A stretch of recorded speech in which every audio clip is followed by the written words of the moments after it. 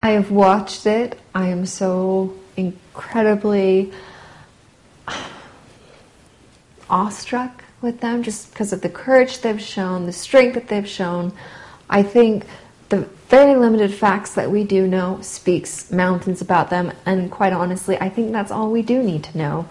They were kidnapped, they have been held hostage for way too long, but they were rescued, and I don't think it's really any of our right to find out all the nitty-gritty details. I think if they want to keep that private, then that is completely fine, and we should respect them, give them their privacy, and leave it alone. I would want them so much to know that nothing that anybody else can do to them will ever diminish their value. Each one of us are born with value that will never leave through our entire life. And I would want them to know that. And I would want them to know that, yes, there will always be people who will look at you and be like, oh, that's the girl that was kidnapped. That's, But that doesn't have to be you. You can still go on, you can still make your decisions, you can still become who you want to be. And anyone who can't see that, they just don't know you, or their eyes just aren't open to see who you really are. My mom told me, Elizabeth, what this man has done to you is terrible. There aren't words strong to describe how wicked and evil he is.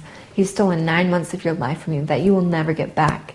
The best punishment you could ever give him is to be happy, is to move forward. Because by dwelling in the past and holding on to all that pain that you've had to go through, that's only allowing him more control and more of your life that he doesn't deserve.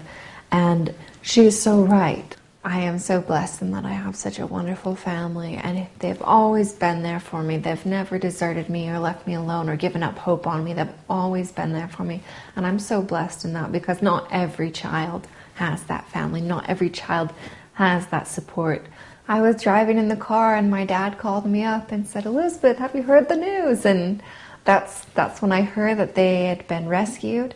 And I just couldn't be any happier. I mean, what a miracle. And how much more inspiring and hopeful can that be to give to other families who are still missing children, who are still missing family members, the courage and the strength to move forward.